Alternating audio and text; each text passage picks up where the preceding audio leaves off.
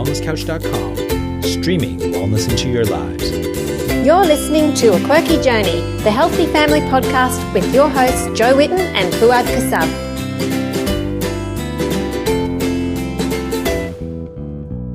Hey everyone, welcome to A Quirky Journey.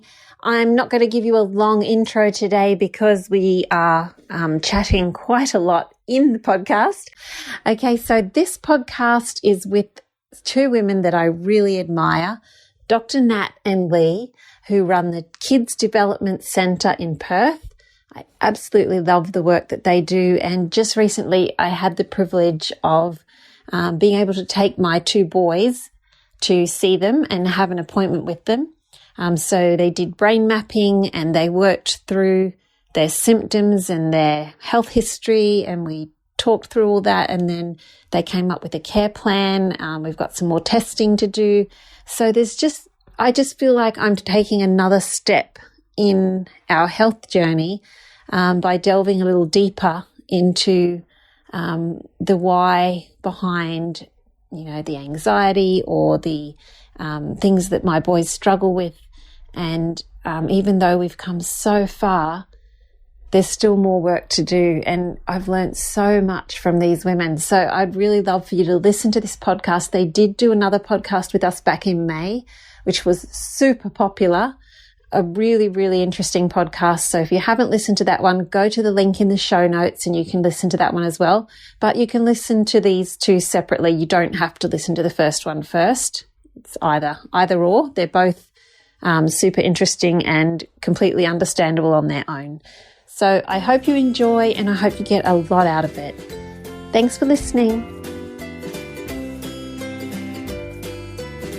Welcome again, Dr. Nat and Leigh. It's so good to have you back on the show. How are you going? Yeah, good. Thank you, Jo. Thanks so much for having us back. We really enjoyed it last time. It was really good fun, actually. Yeah. We had so many people listen to that show. It was actually, the ratings were twice as much as the usual. So, in a month it would usually be like 2,000 people would download one show, and it was 4,000. It was like, wow. Wow. So interesting. Yeah. And I've just found it so interesting learning more about what you do. Fuad wasn't here for the last one, so Fuad, yay, you get to chat. Yes, I'm super excited because my brain hasn't been working well at all. I'm like, I want to talk to some people who can help me get my brain back on track, and they, That's us. At the end of the day going, let's hope our brains work for this podcast. End of the week, end of the day, that kind of feeling. We'll see. Well, do you want to, for those who haven't listened to the first podcast, in case they haven't, do you want to just give a little bit of an overview about what you do? I mean, I will talk about it in the intro when I record that, but from you guys explaining what you do and how it can help. Absolutely. So we actually have a clinic called the Kids Development Centre in Perth. We've been working with children in the clinic now for a dozen or so years, and in a holistic manner, I guess. So we have kids who come to us with mental health issues, learning issues, digestive issues, just about everything really. And what we do is we look at the brain, the body and the gut, how they interrelate and how we can support all of those systems together in order to get the best possible outcome for these kids. Yeah. And we've just taken what we're doing in clinic online, which is really exciting because we're getting a lot of calls from people all around Australia saying, no one does what you do. No one does all of that together. That's right. Specialists or gut specialists, but bringing all of that together is quite unique. Yeah. So we thought, we'll do an online program. That'll be easy. Not really. That's not easy. Yeah. It's a lot of work. We created an online program so everyone can access it, which has been brilliant. You've done the first work through of the program. Yeah. Like, how long did that take? It's a sort of a 6-week course, but then we do 4 weeks of follow-up so that we can actually track them while they're actually living the program. While they're implementing things like doing a gut care protocol, changing diet. And it's about 3 months, I guess, all up, that we give them that sort of one-on-one support. And we've just finished, and they're all just doing so well. So we're so happy because obviously the point of having a program was so that more mums would know about this way of helping their children. That was the whole purpose. And it's not worth anything if it doesn't actually help them. So, so we were really happy that everyone was. Yeah, everyone did really well. And I think the thing for us is that so many mums come to us and they're really kind of they're blaming themselves. They think it's their parenting and that's the cause of their child's anxiety, or they think it's their child's personality. And it was really important for us that mums understand that there's so much more to this. Treating anxiety is extremely complex. So we have a whole team of people working on all of these different issues because it is so complex, and you need someone to bring it all together for you. Otherwise, it's so hard. And what's happening is these mums are trying to do that themselves. So they're seeing all different professionals, but because those professionals aren't talking to each other, it's the mum who has to bring all that information together and try and work out what she should do next. Yeah. And that's what the purpose of the program is we're bringing it all together and putting it together so that they know what to do next. Otherwise, they're just lost. And these mums who have done the pilot program are amazing. Yeah, they're all quirky cooking mums, that's why. Yeah, that's true. But they've also learned it so well. Yeah. They're so that's good. They know what to do. They're standing up for what they believe in and that's what we advocating for their children. It's been brilliant. We really wanted to support mums because we see the mums that come in this clinic and they are just beaten. Like they're beaten by our society. They're beaten by our medical system. They're beaten by the education system, and even family and friends. I know they're well-meaning, but really, it's only the mum that really sees the anxiety to absolutely. its extent. And to have us acknowledge that and say you're right. Trust your mother's intuition. You are right that your child is in distress, and there is something you can do about it. And you just see the relief on their face. And that there's an underlying cause. It's not personality. It's not in their head. Yeah. So is anxiety the thing that you focus on completely, or is it other behavioural issues that? No, at the clinic we cover everything. So ADHD, every label you can imagine comes in. Can you run us through some of the most common things that you actually look at? So kids with attention disorders, kids with sensory processing disorder, kids with autistic behaviours as well, anxiety, depression, OCD. OCD, oppositional behaviours. We see a lot of boys come through with oppositional behaviours. What does that mean? That means that they say no to everything. Yeah, and can sometimes be quite aggressive. And it's boys, you said, boys specifically? Lots of boys, because I don't agree with that. You're being oppositional. I think you better work on him. Yeah. It's really hard for boys though, because the reason they're saying no is because they're overwhelmed. They're saying no because they just can't. Because kids are amazing and they just want to please. Kids just want to meet expectation. They really do. So if a child is saying no, there's a reason for it. They're overwhelmed. They've had enough and they just can't take anymore. Can't deal. So I interrupted you. So you said the oppositional behavior. How you say oppositional? Yeah. Okay, and what else afterward? I stopped you from continuing. What else? Panic attacks, things like that. Do people, children? Panic attacks. Yeah, we do. We see a lot of teenagers with panic attacks, and a lot of teenagers with complete burnout. So very fatigued, not able to cognitively process, and sometimes not even able to attend school. Yeah, we see that a lot too. Yeah, and then we just see normal kids too. So parents who've been to their doctor and said, look, my child's complaining of stomach aches, of headaches, of being tired, and they've run all the run-of-the-mill tests and they can't find anything. But the mums are like, well, but it's not good enough. My child is not well. Yeah. So we just see run-of-the-mill kids as well with no labels, no diagnosis. They're just just kids that are in distress. Yes. And I think that's one of those things like where we think a lack of disease symptoms or illness symptoms is a sign of health when it really isn't. You know, like when the doctor says, there's nothing wrong with your kid, and you know that they're not thriving as they should be. Exactly. Okay. Exactly. And that's one of the things we talk about in our program, actually, is the biomedical model of medicine that we have in Australia or in the world, actually, where if they don't find a disease, a cause for the illness, then apparently you don't have one. So we look at it in more of a biopsychosocial model. So we talk about this in the course, the biopsychosocial model. So we're looking at the biology of the child. We're looking at the psychological component and also the social components. So bringing it all together so that you're really supporting that child and that child's environment so they can thrive. It's good.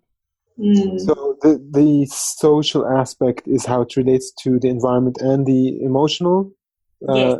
Is that what? Okay. And expectation. So our society is fairly inflexible when it comes to expectations. Kids are expected to go to school. They're expected to learn in a certain way. They're expected to behave a certain way. And some kids just can't meet those expectations. And the symptoms that you see are a result of that.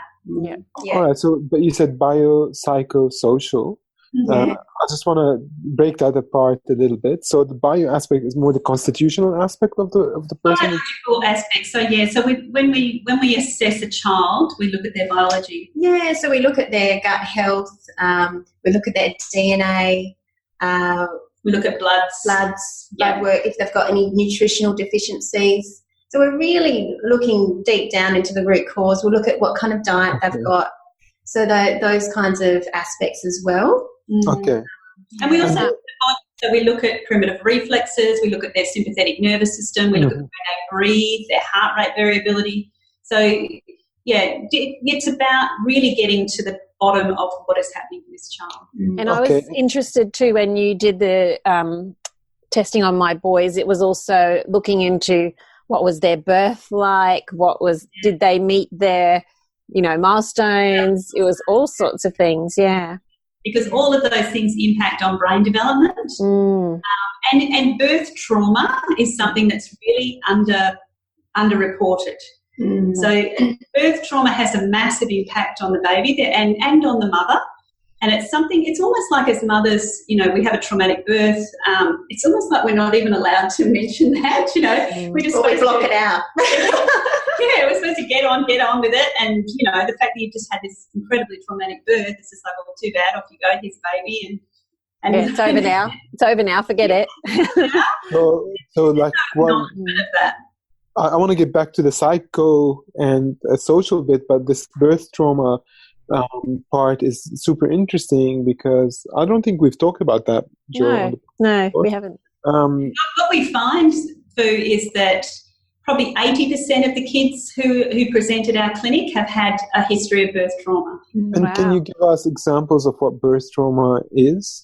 Look, long, prolonged forceps where there's a fair amount of intervention, where maybe the baby's heart has been impacted, so there's an emergency Caesar.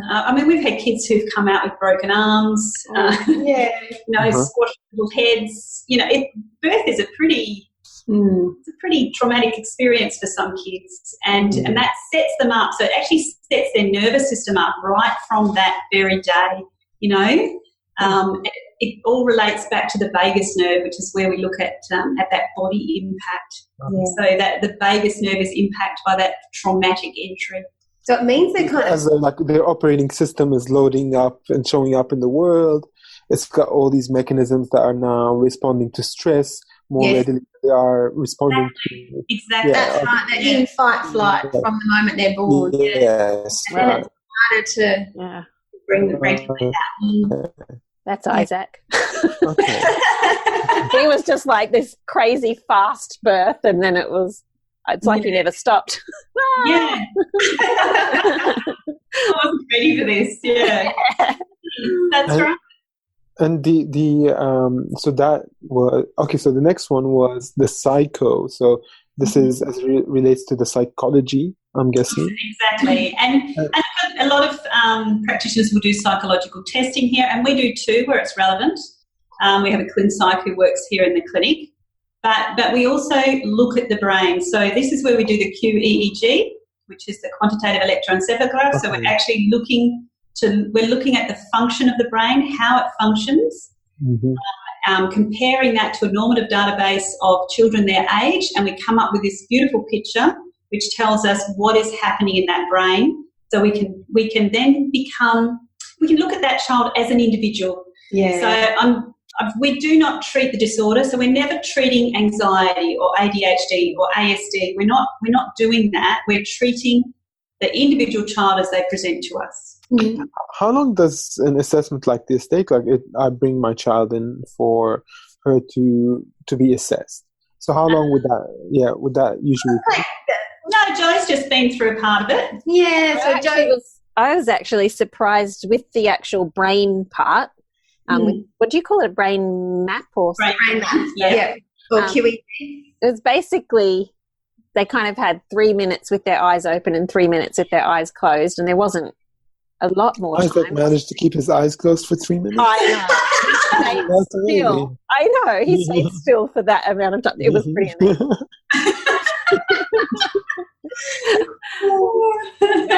And then I suppose it was about an hour of talking through everything. But it wasn't at all hard for the kids, was it, Jo? No. So you can imagine they were talking about themselves. But let's say compared to like a visit to the GP, which would usually take 10 minutes at the most, you guys achieve a lot more in that time, and it's more sort of personalized. You really treat to the history of the person rather than at the symptoms that they're presenting with. Exactly. But one thing that's super interesting to me is when you said, like the mom comes, and I saw that I think in Simi's behaviour, or like the Simi's document, the report that you sent out to Jo, and it was around that the child isn't anxious. That's not who they are. It's more something that they're presenting with. It's compensatory. Yeah. And how do you sort of delineate what is essentially the person and what is like symptomatically the illness that they're dealing with? How do you pull that apart, or? So how do you tell if it's the compensatory high beta, I suppose, or if it's that comes down to experience. Really, it's just clinical experience. And the presentation of the child. I mean, I know from Jo telling me that Sim was generally a pretty cool, calm, and collected little kid when he was younger. He was. Yeah. So that tells me that if he had been able to just be that person without society's expectations piled on top of him, he would have lived quite a happy, lovely, daydreamy little life. Staying with his mum for the rest of his life and being exactly. I've got to get a job now. But because he had to do schooling, and then he's got a job, and there's certain expectations with that. And Sim is just a gorgeous young man who wants to please and wants to meet those expectations. And in order to do that, he had to speed himself up. And so what he did was he instigated his own fight-flight to get himself some excitatory neurotransmitters like adrenaline to speed up that brain presentation so he could meet expectation. Yeah. And we all do that when we have deadlines looming or that sort of thing. But these kids are having to do that on a day-to-day basis. Yes. You can't do that long-term without some damage. Yes, and then so he's living a certain narrative in his mind around pleasing and meeting people's expectations. He's feeling that him at a baseline isn't meeting that, so he needs to push himself up to another level. And then after a while, he forgets that actually, no, this is where I'm, like the lower level is where I am. Can't come back down again. Come back down. Okay, so the nervous system has been trained over that period of months, years, or whatever it is to stay overreactive to situations. Exactly. And it's not easy to just turn that off. Yeah. And especially for young kids, so we have to help them do that. And that's what we do. Yeah, and that's why we need the full team to help them bring them out of that fight flight. So looking at diet, we would help reduce those excitatory neurotransmitters to bring those down. So we look at things like high glutamate foods, for instance, that speed up the brain and can cause inflammation. And then we also look at the body, so working on the vagus nerve to calm the whole nervous system down. Yeah. Yeah. So the child actually needs a fair bit of intervention sometimes to get out of that fight-flight. Some of these children's diaphragms are so tense they can't even get breath into their abdomen. Yeah, and these that's are how young, you felt for a while there. Yeah, and these are young kids, so how can you tell that child to relax? That's just not possible. And because they've been in fight-flight for so long, they're in this defence mode. Yeah. You can actually see it. They brace themselves. Their abdomen's very firm, so they're braced for impact, really. And to let that go feels very scary to them. So it's... They feel that the tension is what's kind of holding them up and allowing them to... holding them together. I've had that feeling. I know that. I think we've all had that feeling. But to have that feeling day to day... All the time, really, really hard. And that's why we often see these types of presentations come into the clinic when they're teenagers and they're burnt out because they've been using that adrenaline for so long to get through school or meet those expectations. Adrenaline eventually runs out, as a lot of us know. Yeah. Our little adrenal glands sometimes can't keep producing it, and then you hit that burnout and that fatigue. Yeah, and then that's when that's when you see a lot of teenagers getting like chronic fatigue and glandular fever, and exactly. I know probably 5 in my small circle of people in this place that have had it, including my sister. Yeah, exactly. At that age. Yeah, it's a really, really vulnerable age because you're hitting puberty as well, and puberty itself is inflammatory. So if you've already got an inflammatory profile, if you've already got issues because of weaknesses in genetics and an environment that hasn't supported those genetics, and then you add puberty in, hooly-dooly, that's not fun. Yeah. Get ready for puberty, everyone. Well, tell us how. It's too late for my kids, but Fuad's kids are not there yet. Yeah, I've got 2 daughters, like they're 9 and 6, and so at some point I'm gonna wake up and go, oh, it's here. All right. Puberty and high school. High school, those 2 things. So cruel to put the 2 together, right? It really is. It's so mean. Yeah. Really. I really love what you guys are talking about, because in Western medicine, the view is that the body is sort of broken into bits. Let's say the adrenal glands or whatever it is, and the way that they look at it is they break it down into the small parts, and then they test those parts. They go, well, your adrenals are not working anymore, so you might need steroid hormones, or whatever it is that they try to compensate for the function by bringing some kind of balance to that organ. But what you guys are saying is the problem isn't originally biological. So the biology isn't what started this whole thing. It was actually an emotional and mental response to this person's life that then caused the biology to react in a certain way, and the biology created a state of illness, if you want to call it, or this. And it actually can be both. So the biology can also impact on the mental health. Okay. So yes, and that's one of the things we look at with the DNA. So, yes, and the diet as well, of course. Yeah, absolutely. So and your environment, how that environment. Because all of that can impact on your biology and how your brain responds, how your body responds.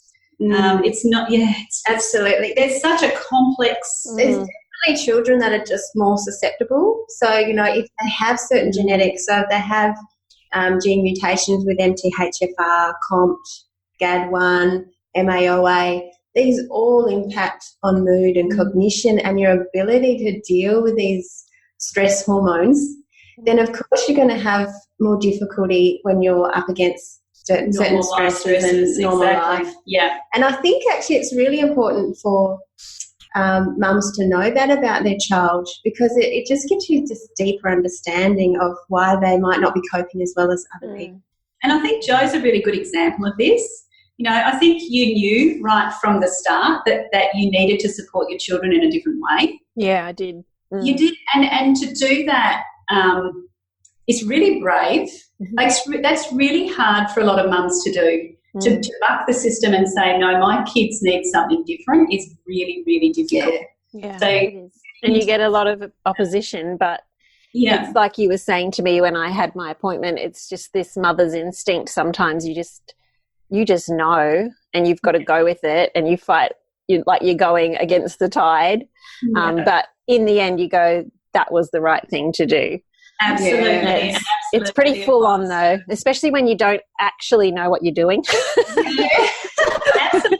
And it's like, one of the reasons we developed this course was for mums like you, so that you can trust your mother's intuition, but also so that you can question what the establishment is saying and say, no, you know what? I know my child. And I know, and you know, and also you know the scientific research behind everything. Exactly. So you actually feel confident and you feel backed up when you understand the biology of the child. You understand the research behind it. You understand how the gut impacts on the brain. Yeah. All of that allows the mum to be confident. Because that's what I always wanted to know, and I was always researching, trying to figure out the why behind things. But like you say, when you're trying to do it all yourself, it's just so overwhelming, and you're trying to find information everywhere, and it's like, where do I look?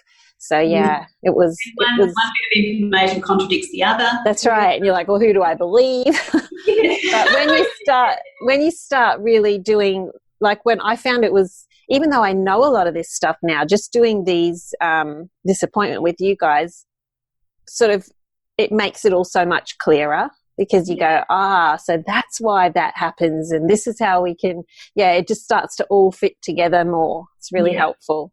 Yeah, I'm so pleased, because that's what we're about. Yeah, and it's our whole goal. I mean, obviously we want to help kids. That's our passion, but supporting mums. A huge part of what we do. We really feel for mums. We feel that mums don't get the respect that they deserve, and are often questioned. We hate things like helicopter mum and oh my goodness, it's so patronising. And we're all about supporting mums. Yeah. Sorry, Fu. We're about supporting dads too. I'm with you on that. You know, like I feel like a doctor who spends 5 to 10 minutes with a child, as opposed to the mother who spent more time with the child than the child spent time with itself, really. I can know a lot more and has a lot of valuable feedback and input. But there's certainly a lot of overwhelm for the mother, because there's a sense of helplessness on one hand. And we see it, as well as you said, we see a lot of feelings of guilt, because they feel, like, if it's genetic, they got this from me. If it is birth, I didn't get to the hospital on time. Or if it's this, I didn't do that. I didn't feed them the right. I didn't know what to. And this kind of thing is overwhelming for the mother. But you know, at some point, that kind of the guilt and the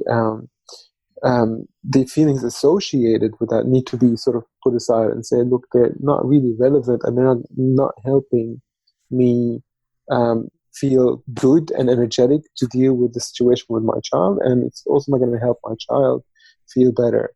So with the stuff that you guys are doing, it breaks it down into all these different areas where there are actionable points that you can just go, all right, well, here I know what to do, here I know what to do. And obviously you're giving all this kind of feedback, which is wonderful. But I'm thinking about this social aspect, you know, like I look at Simeon. Obviously he's the sweetest person on this planet, you know, like he's gorgeous. And he's a bit of a dreamer, you know, and the world does put unrealistic expectations on us. It does do that. what kind of advice do we give people then? What do we tell them, I think knowing, so when a parent sees, particularly the QEEG, and I think you probably saw the same, Joe, when you actually see what's happening, just get this aha moment, like, okay, now I get it, now I understand. Okay, so this is where we need to focus our direction. And as I said to Joe, for Sim, he needs something that he loves, okay, because his brain is low in dopamine. That motivation to attend to things that he has no interest in. You're right. Like cleaning his room. Yeah. It's like, I've got a doctor's certificate that says I don't need to clean my room now. Oh no.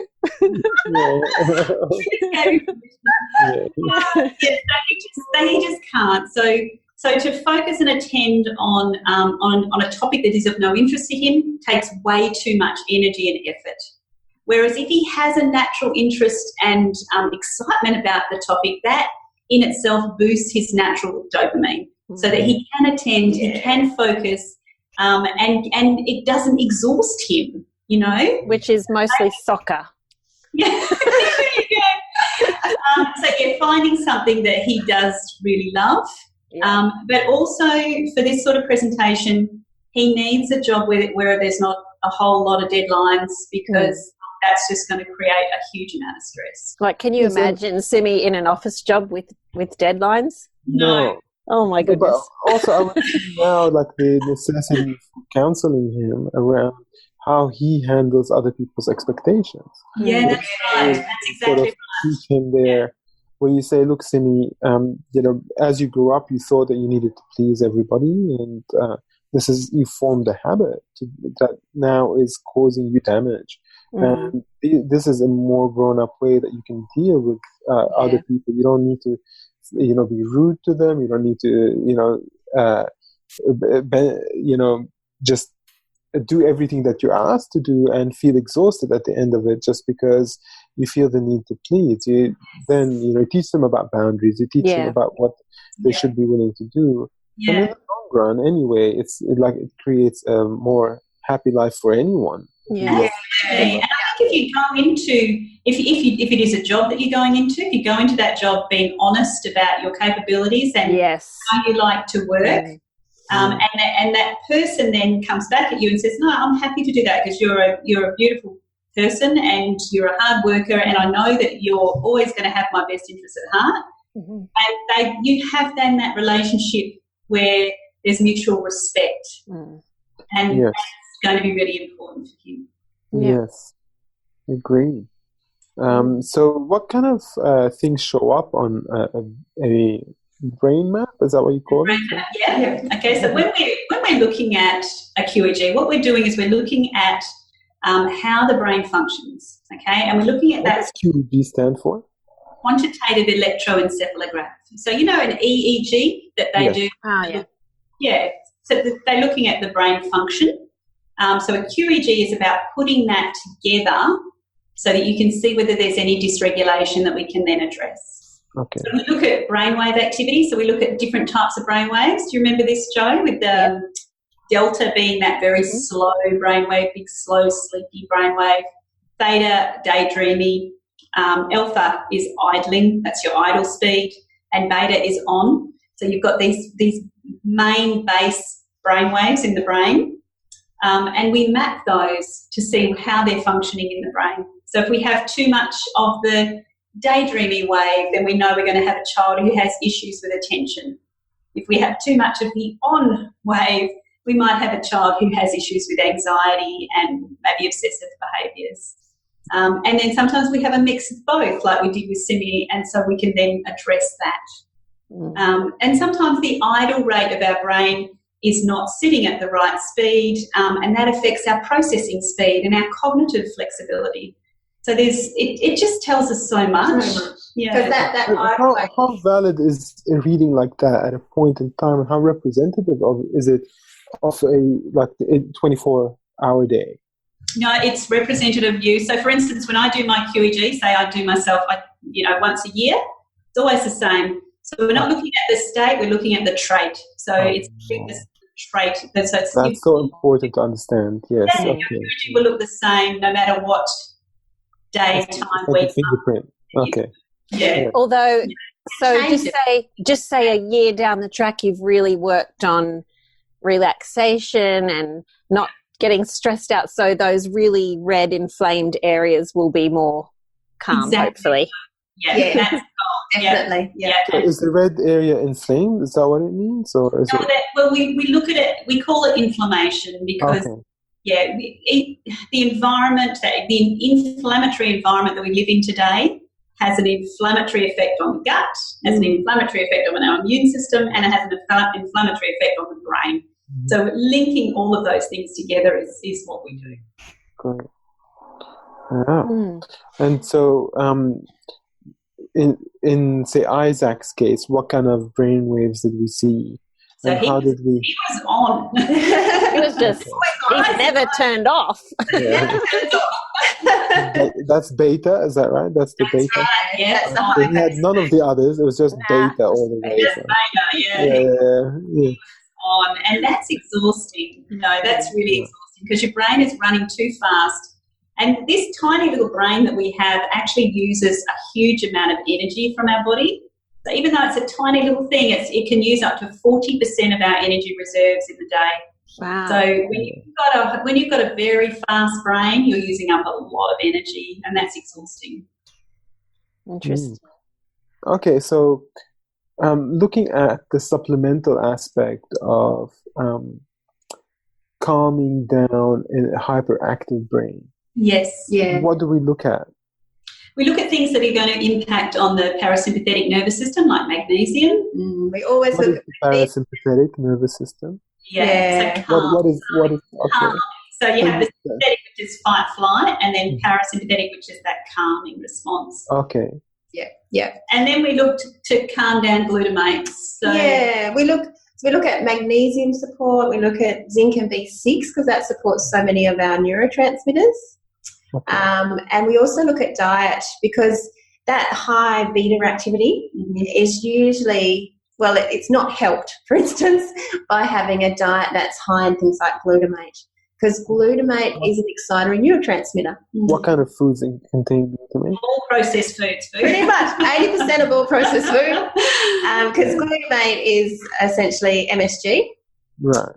But they often won't put MSG in foods anymore. They'll put free glutamates, which is essentially still glutamate, but it's from a natural source, so they don't have to call it MSG. But it has the same impact on the brain. Has the same impact on the brain. MSG is monosodium glutamate, which is an isolated molecule, and it's a purified substance that used to be added to food to give this hyper kind of flavor to it. Exactly. And you're saying that creates neural excitation, like the brain is actually. Yeah. So It's then actually if you- known to cause cellular death. Yep. cellular death Yep. Yeah. 'cause in the brain, Yeah. it kills brain cells. All right. And there is solid scientific research on this. Absolutely. yeah. Right. Okay, and then in order to avoid food labeling issues, they've stopped using the isolate, but they get that's sort of synthetically manufactured, but they're using like a natural concentrated form of this glutamate, adding that to food, and they're avoiding the need to label. Yeah, they don't. Yeah, and then they don't have to label it MSG. So it's things like yeast extract, soya protein, natural flavors, anything really with flavor. So chicken flavored, barbecue flavored, any flavor. Yeah. They have to get that flavor from somewhere. So it's always going to be from a free glutamate. So to give that intense flavor. Yes. And the thing about glutamate, because it's an excitatory neurotransmitter, and so not only does that cause that excitation of the brain, but we also have glutamate receptors in our mouth. So when we have something, as you know, food with glutamate, it's really tasty. Yeah. Yes, it's the flavor that we can.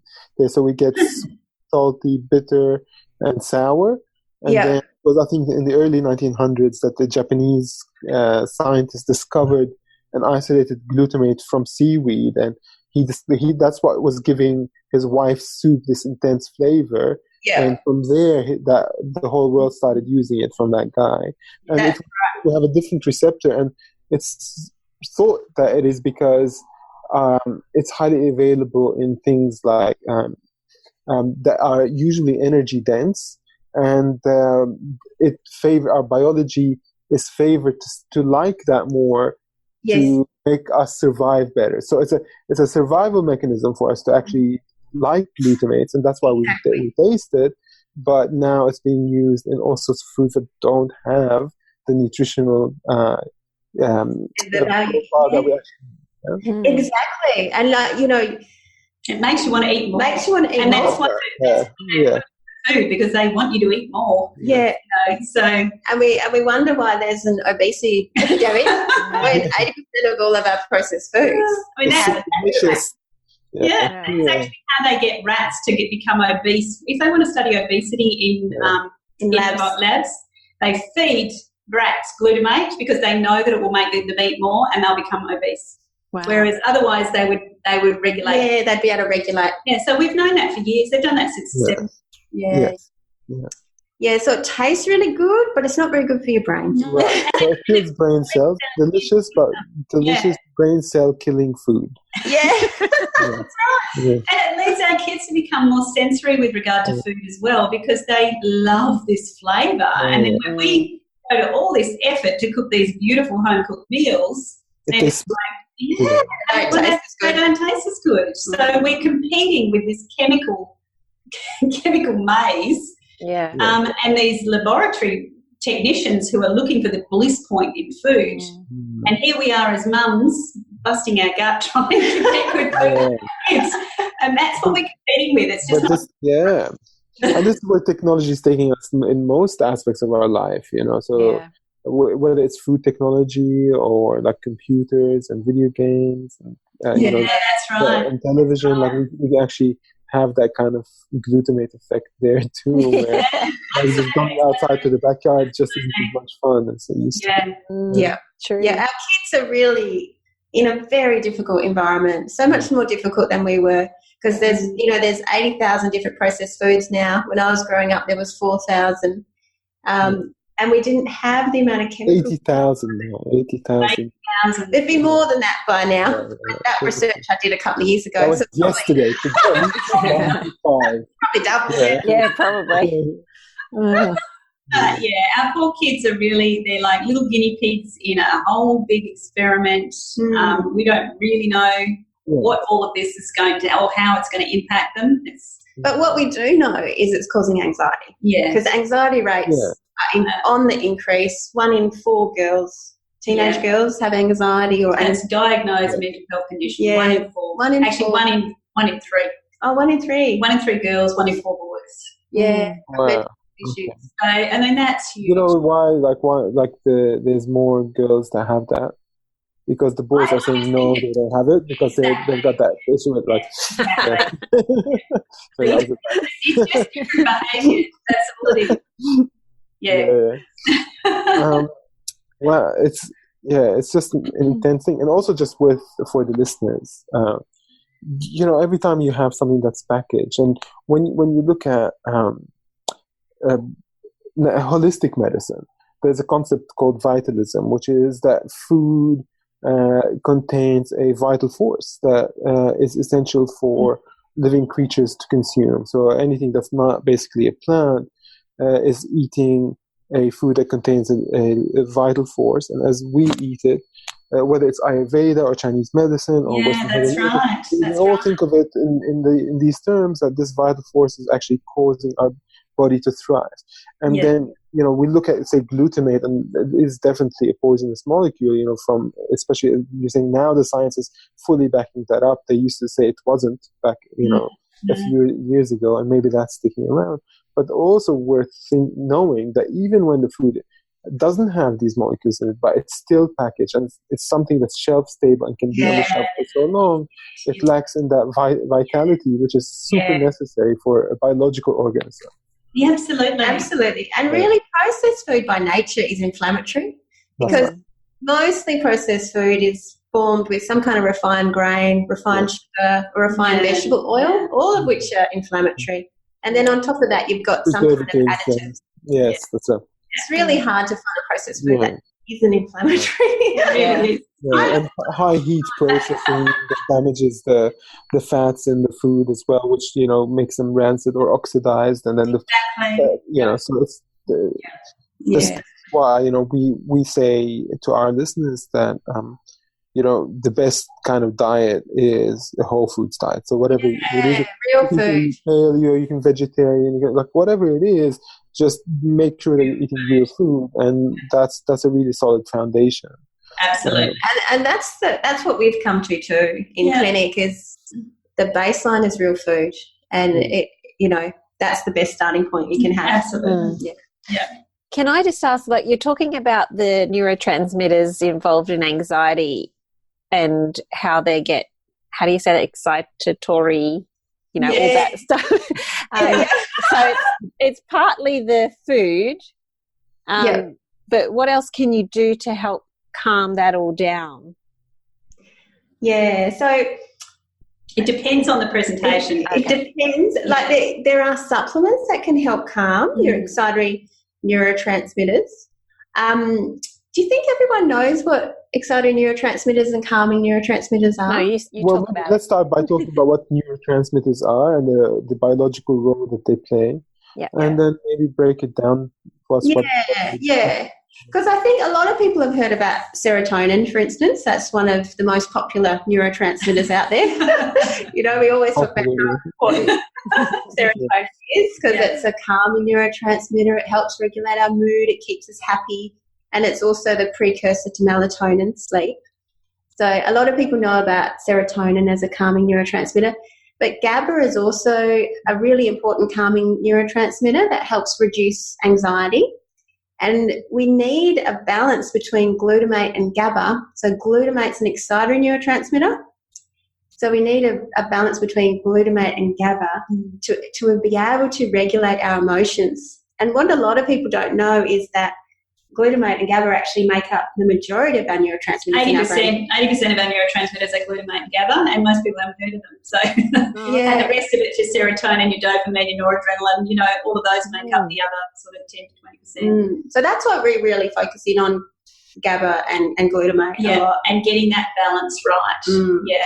And sorry, I'm jumping ahead of myself. There's so many questions. Keep going. But and your other excitatory neurotransmitters are dopamine. Mm-hmm.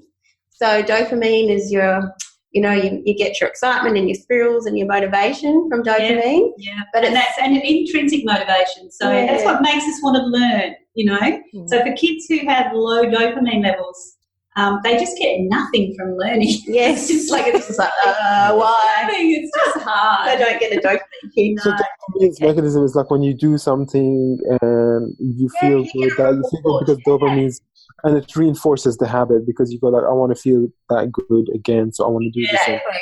Exactly. And that's why video games are going so well, because they've designed them to increase dopamine. They get dopamine hits. Instagram, dopamine hits. Facebook, dopamine hits. They've just actually designed their apps to ensure that they're getting the best possible dopamine hit out of the person as possible. And people go back for that. Yeah. So dopamine's another excitatory neurotransmitter. And then we've got adrenaline. Yeah. So adrenaline is something we really should only have when we're in an emergency kind of situation.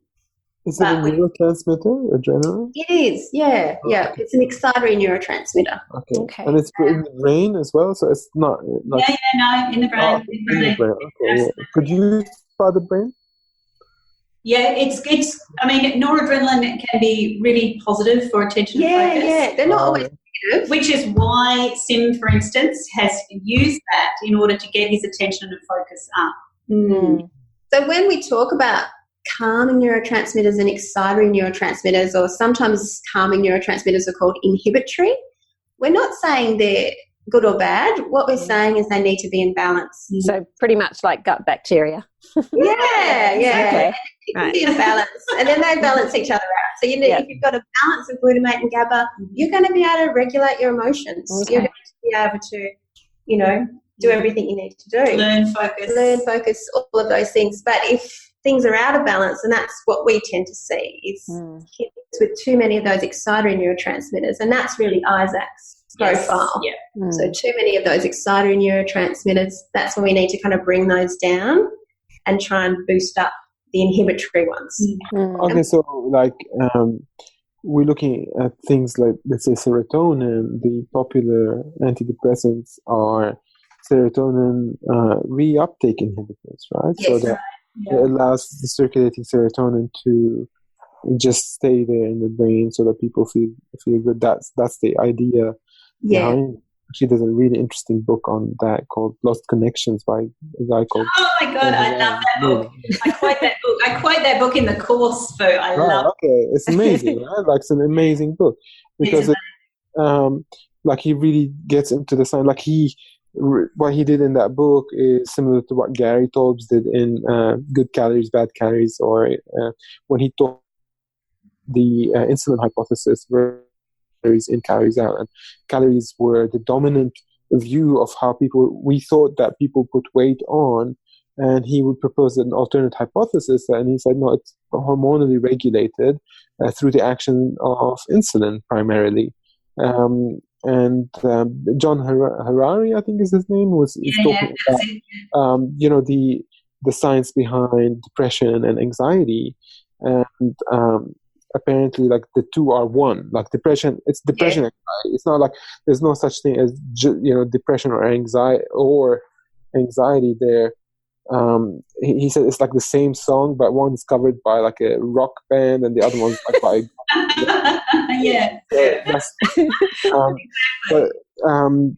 but that the science around serotonin actually being keeping it more circulating in the brain makes people less depressed simply is fabricated. Like, there's no evidence behind that. That's right.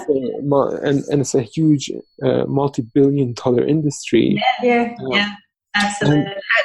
But what they're actually finding is that it's the anti-inflammatory aspect of the SSRI that reduces the depression or anxiety rather than the actual serotonin. And they've done studies. They've actually compared SSRIs with turmeric and saffron. And turmeric and saffron are just as effective. Yeah, reducing inflammation. Reducing anxiety and depression. Okay, through the lowering inflammation. I mean, like, it's important for people to understand that we don't want to eliminate inflammation. Like, inflammation is a normal function of the body. And like, even the word anti-inflammatory is this kind of mindset that Western medicine has. Like, this is anti-inflammatory, let's just get rid of it. No, like, anti-inflammatory, antibacterial, it's so important. Like, if you knock, you do.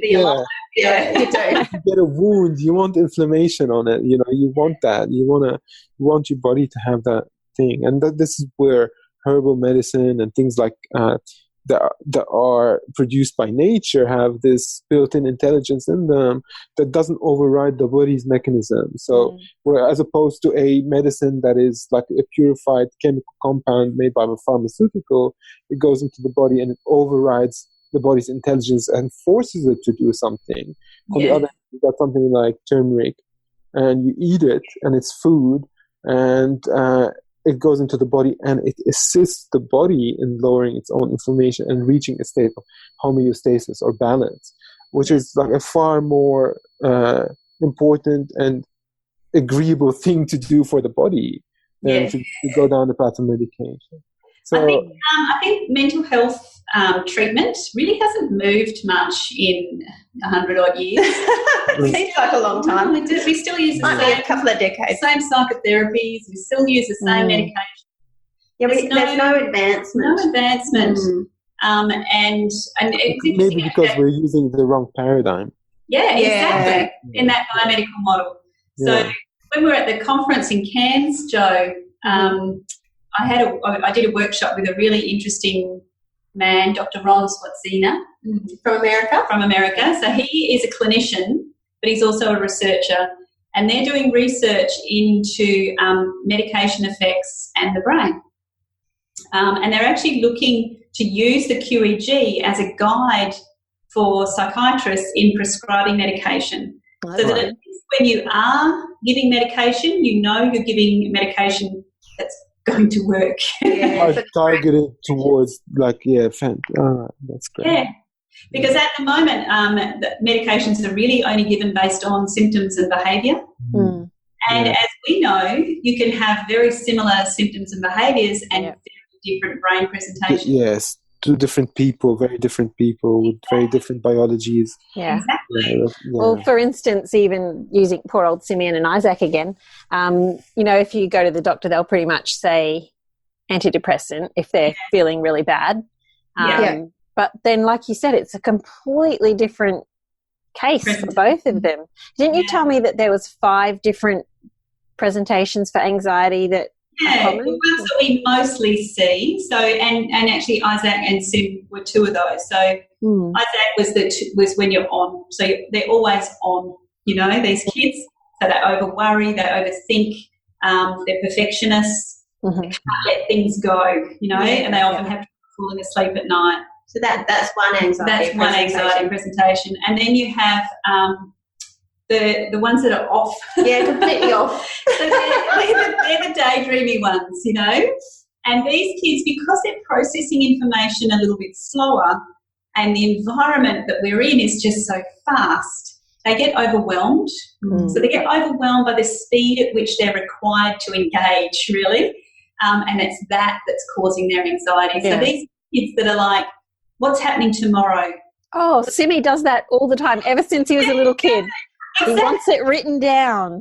Exactly. And that's because he's trying to process. He's trying to process. Right, okay. He knows he won't be able to process it on the day, so he has to prepare himself. Ah, interesting. So they're amazing kids because they put all these strategies. You do that too, Jo. Okay. I do. Yeah. I think I got a bit of both, though. I'm really confusing. I got the OCD crazy type and the daydreamy. So what am I? The mother of Isaac and Sim. Yeah, that's it. Yeah. And then we have the Simeon's presentation where they're daydreamy but also on. Yeah. And that's because he's driven that fight-flight response to try and meet expectation. So these kids are exhausted. They're trying to meet expectation and usually failing. So they're really quite sad.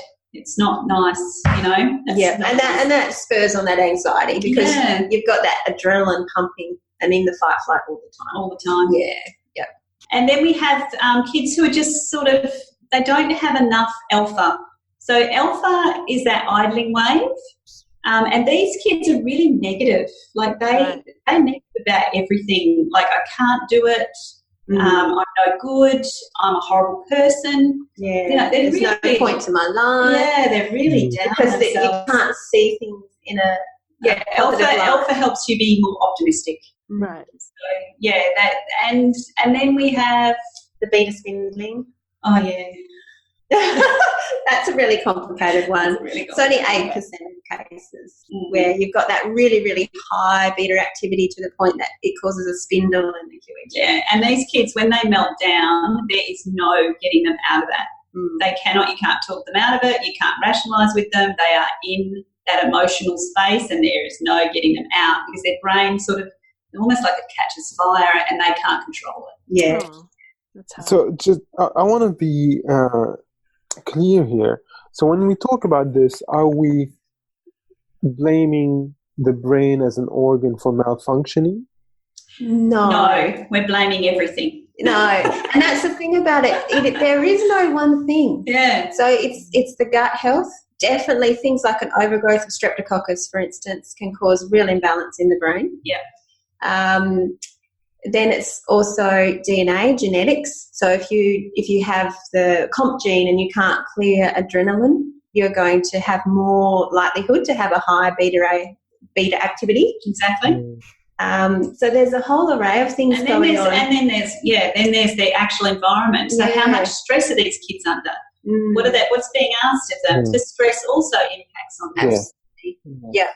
And then also our toxins in our environment. So it is complex, and that's why as a mum it's so hard to figure out. Yeah, it's not. And this isn't, we're not we're not like mums in the 1950s where they didn't even have car fumes to deal with, or plastics, foods, or plastics, or pesticides, antibiotics even. You know, that was a whole different environment, and it was much more supportive of the genetic weaknesses that are inbuilt within us than our environment is now.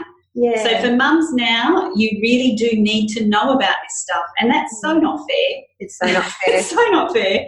But you do, because of the environment that our kids are in. Yeah, we've always had these genetic little SNPs or mutations. But the environment supported it. Yeah. And now the environment is not. The environment is turning these genes on, and we're seeing it.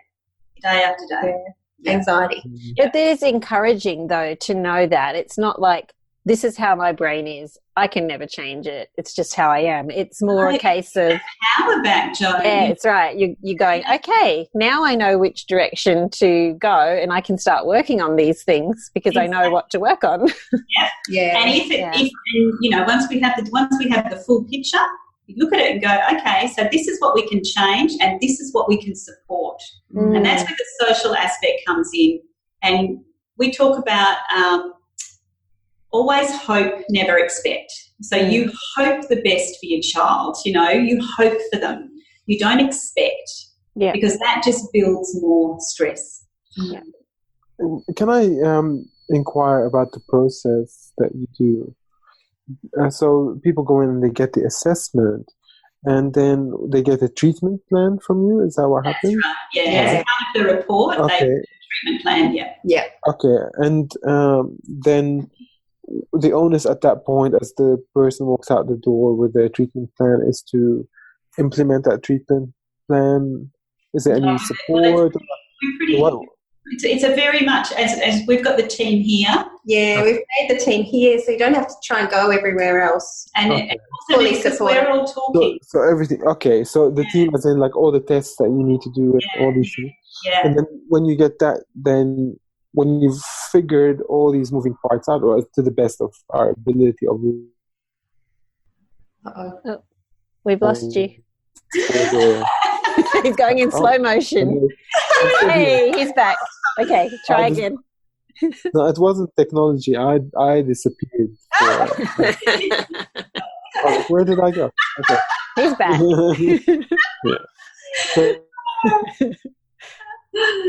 So you were saying once we... Yeah, so we support them through the whole process. Okay. Yeah, so it's too much, really, and I guess that's what our program is about. The Love Your Child program is about helping mums put all that together. Yes. In a way that's affordable, because once you start a whole heap of different practitioners, and we're essentially giving all of the knowledge that we've discovered over 12 years of treating children. We're putting all of that into that course, so that they have everything they need and all the knowledge they need to require more from their health professionals. That's the key. And also knowing what tests are worthwhile doing and what tests aren't. Like, you can go down a rabbit hole. You can spend a lot of money on these tests. A whole array of different tests to try and assist your child. And it's pointless if there's no treatment for it. What's the point? So we don't over-test. No. And we try and make it all affordable too. Yeah, I know Elise, our nutritionist who we work with, she really avoids testing people until the diet's sort of been checked. What's the point? Like everybody, for instance, there's going to be some basic things, and then maybe by that you see maybe 50% of symptoms go out the door all of a sudden just by changing your diet. And you don't test it. And we're very much the same. So we minimize the testing unless we have to. Yeah. So unless we have to, if we get to the end of it and it's just like there's still not enough change. Yeah, you go deeper in the testing. And it's about educating people about diet so they understand why they're making the changes. Otherwise, it's not motivating to do it unless you understand why. Exactly. What's your definition of success for one of your clients? Oh, my God, we are so bad.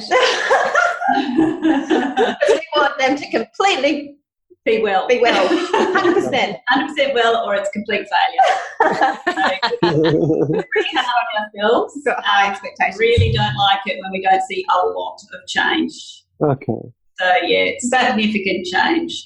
But in saying that, if a child is very, very complex, and we've looked at DNA, and we see there's a lot of genetic issues, then we're honest with the mother in that this child is going to be needed to be supported in this. Yeah.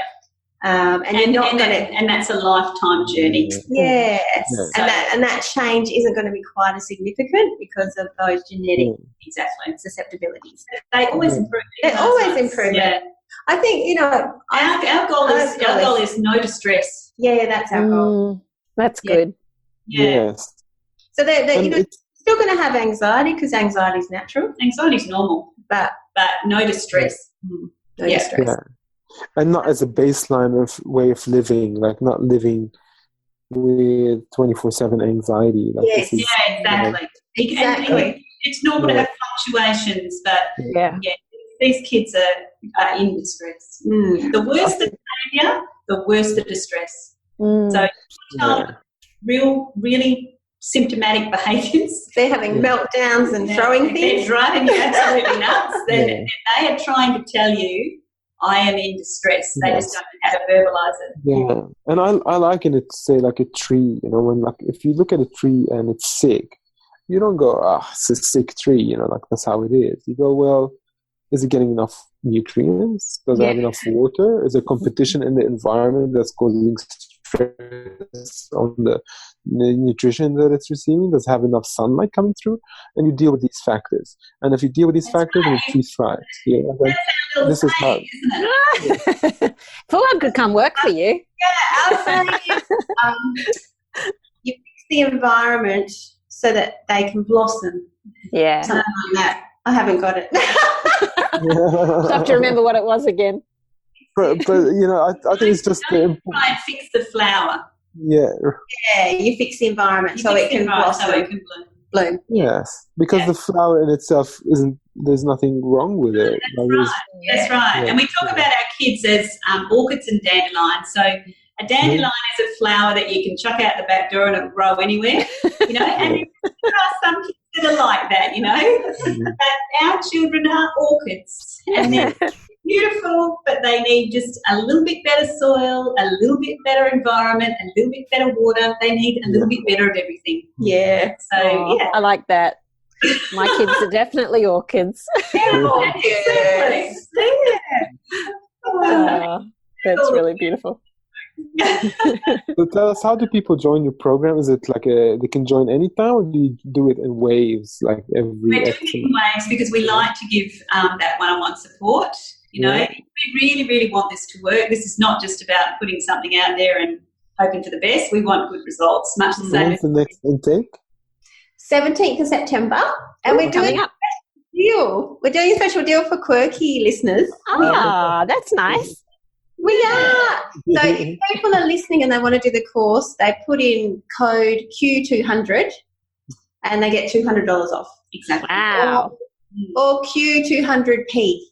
And they'll get, because there's a program, payment plan as well. Yeah, Q200PP. What is the program cost? Sorry.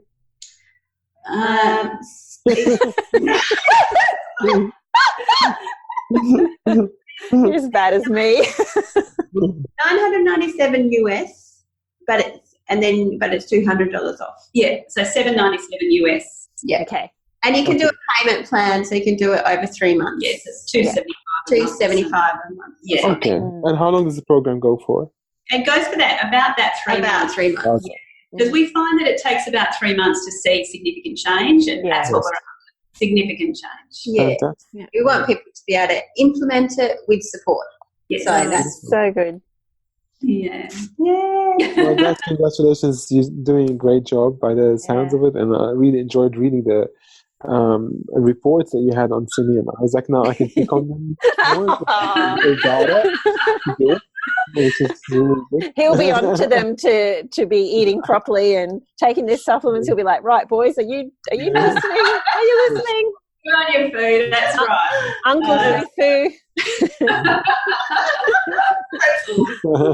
Thanks so much, Joanne. Lovely to meet you, Fern. Lovely to talk to you. Yeah, it's really good to talk to you. Yeah. Yeah. Well, do you get around to other cities very often to do, because you know how you came to Cairns and you were in Melbourne. I just have had a few people ask me, do they come to other cities very often? Well, through the course, we actually recommend practitioners that we're working with, so that we can do all that work from a distance. Good. Yeah, and we can still look at it, still and do a report brain on it. map, and report on it. Yeah. So that's great. Yeah, so they can have access to all of that. Knowing the right people to go to. Yeah. Well, I know, like in my report, you said see your chiropractor and ask him these questions and to do this, and so it's really helpful because you can go to practitioners that you know at your local area and say, okay, this is what I need to get work done. And exactly. That's it. Yeah. Okay. Awesome. And I forgot to mention, we're also offering 15-minute. Free phone consults. Yeah, we're doing for quirky people, because if you're just kind of not sure if the program's for you or you want to talk about your child's symptoms. Yeah, and because again, we want to make sure that this works. So if we can have a chat with you, we can say, yes, this will work for your child, or no, this won't. Yeah. So that 15-minute phone consult's a pretty good thing to do. And so thank you. How do you do that? I'm not sure. You guys figure it out and let me know. We can put it in the show notes. Oh, thank you. Yeah, thanks. They can email us and organise. Just all right. Okay. It's all good. Not very technical, but we'll get there. You can see why I get on well with them, can't you, Foo? Sure. What's your email, guys? What's our email? Yeah. Go at loveyourbeautifulbrain.com. Oh, we knew that one. Fantastic. If they just go to loveyourbeautifulbrain.com, then they'll have the contact us page. The contact us page goes straight to me or now. And you say Google, Love Your Beautiful Brain or Dr. Natalie. Yeah, we'd love to chat about it. Yeah. Thank you so much. Thanks. Thank you. Bye. Bye. This has been a production of TheWellnessCouch.com. Check us out on Facebook and join in the conversation on Facebook.com/The Wellness Couch. Subscribe to each show on iTunes and check us out on Twitter. The Wellness Couch, streaming wellness into your lives. Whilst the Wellness Couch presenter endeavor to provide accurate and helpful information to their listeners, these podcasts cannot take into account individual circumstances and are not intended to be a substitute for health and medical advice from a qualified health professional. You should always seek the advice of a qualified health professional before acting on any of the information provided by any of the Wellness Couch podcasts.